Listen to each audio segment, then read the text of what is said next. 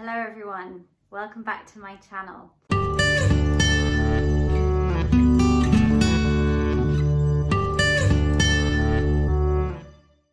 My name is Claire, for those of you who don't know me, thank you so much for watching.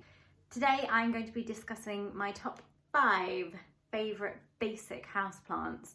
It's something that a couple of YouTubers that I watch have done recently. I really enjoyed the thought process behind it. I think it started with the Crazy Plant Guy. It was basically this argument that there are so many plants out there at the moment that are becoming super expensive, they're quite rare, and that actually, especially for someone like me who only came into loving plants not that long ago, I started with some really basic plants and they're some of my favourites because I've watched them sort of grow and I've managed to keep them alive when some of the other harder ones were dying. And also I just think that appreciating the fact that even basic house plants can look amazing and they can be such statement pieces in your house so that you don't always have to spend all of that money. Good on you if you want to and you have the money, but you can also get some great plants for super cheap as well and that look just as great.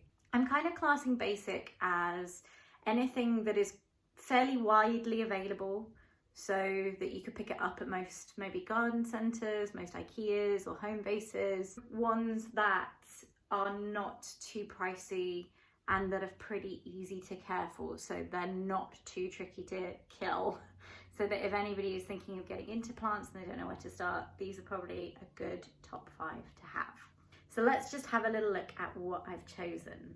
So plant number 1 is the aloe plants. So this is actually a Horthoria, I think. Don't quote me on that. But it's a type of aloe, for sure. The reason I like aloe plants so much is because they are so striking. They have so many different patterns.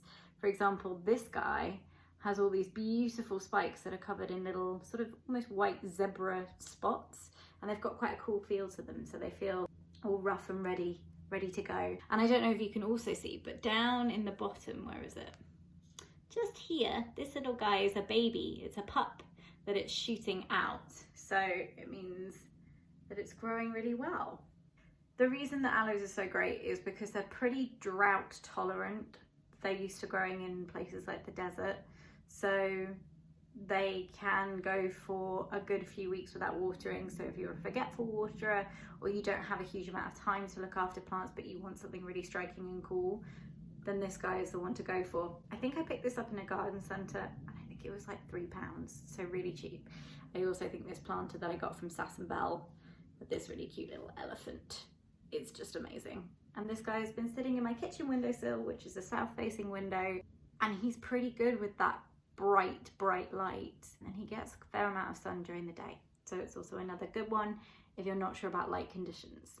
Plant number 2 is the ZZ plant. So this one actually my husband got for me for our anniversary this year because he knows I'm plant obsessed, and I actually didn't have one. I think I had about 60 plants at the time, but I didn't have a ZZ, and I'm so pleased that he got this one for me because it is, I mean, it's great. These are this is a new growth here, this leaf since I've got it, and this one here. The ones that are lighter green are the ones that are newer. These are really easy to find as well. So I believe my husband got this one in Waitrose. So even shops that aren't necessarily for home decor or plant shops or plant supply shops, this one was just hanging out in a Waitrose begging to be brought home. Oh, super pretty as well. Like, I just think they've got such funky foliage with these like really long shoots and then these really beautiful shiny leaves on the front. And there's not much else to say about that one. It's just a fab little starter plant and it's pretty basic, but I love it. Plant number 3 is the dragon tree. So this is my Golden Coast dragon tree. I actually have another one upstairs as well. There's one of the beautiful things about dragon trees is that they come in so many different varieties. So even if you're looking for a specific thing, if you want an all green one, I have an all green one. If you want something that has a little bit of variegated leaf or foliage, then this one has got that. It's got some yellow, it's got some greens in it as well. What I do love about them as well is that they've got this really funky little stalk in the middle. which I just think looks really nice. It just looks really aesthetically pleasing to me. And then they've got this sort of wild, wacky hairdo up the top. And these are so easy to care for. I forget sometimes to water these ones because they're so just unneedy, unbothered. This one I think I water maybe like every 2 weeks, sometimes 3 when I forget. And they're totally fine, they're totally happy. They are pretty slow growers, although this guy has got new leaves coming out the top. But for them to develop a new leaf, and this is one of the reasons I also bought this guy. So this tiny little bit here is where I think I'm going to get another shoot, which is quite unusual, I think, for them to grow many shoots that come actually off the stalk. Most of the foliage is coming up and out the top. So I'm excited to see what that one does. I think I bought this. In fact, I got this in a home base. I picked this one up specifically because it had fallen out of its pot and it looked really, really sad. And I just wanted to bring it home and give it some love. And it's done really well since it's got here. I think, again, this was only about £4 or £5 because probably it looked like it needed a bit of love and a bit of help. But yeah, home base, so really easy to find. The next basic plant is the snake plant. So this is my Sansevieria Laurentiii. I think that's how you say it. So mother-in-law's tongue snake plant. Again, I bought this, I think, at a B&Q ages ago. Because it was in a bigger pot, I think it was a 14cm pot when I first bought it. It was a £10 plant, so a little bit more pricey, but you can get smaller ones of these for really super cheap. It's so easy to look after. I think I water it maybe once every 2.5 weeks, maybe once every 3 weeks. It grows pretty fast. Like, I think it had much less foliage than this when I brought it home, and these ones at the top are going completely nuts. Plus, they grow so tall and they keep their shape as they grow up, so they just get higher and higher and higher. So they're a great plant to have on the floor, to grow up as a big statement piece.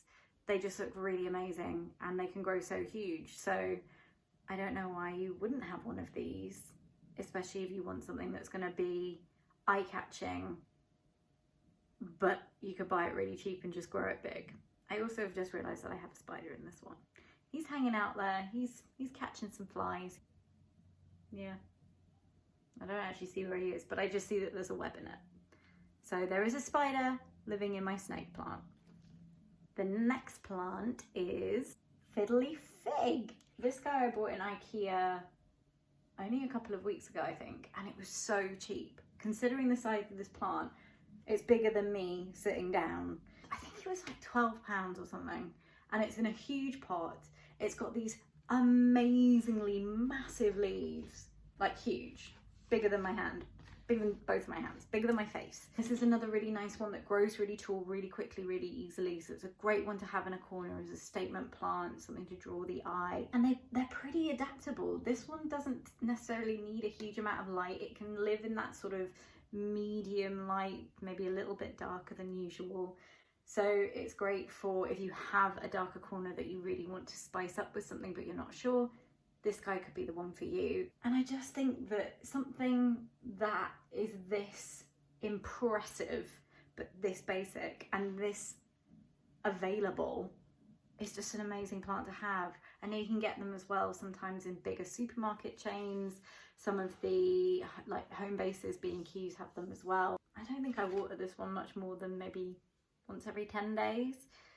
And he seems to do just fine. He's actually putting out, I don't know if I can angle this, whoa, so you can see at the top, but here is his new growth. This is his new little leaf that is going to keep continuing to climb. I've actually had to stake this one as well, just so that he has a little extra support, which I think you can see just there. But apart from that, they're so low maintenance, they're so low fuss, and they just look, I mean, I literally feel like I'm in a jungle with this one. I might just hang out. So those are my top 5 basic houseplants. I'd be really interested to hear what your top 5 basic houseplants are. If you have any of these and what you think of them as well. Please like, comment, subscribe, whatever you want to do below. Or don't, you know, that's your choice, that's your call. But I really appreciate you watching. I'll see you on the next one. Bye!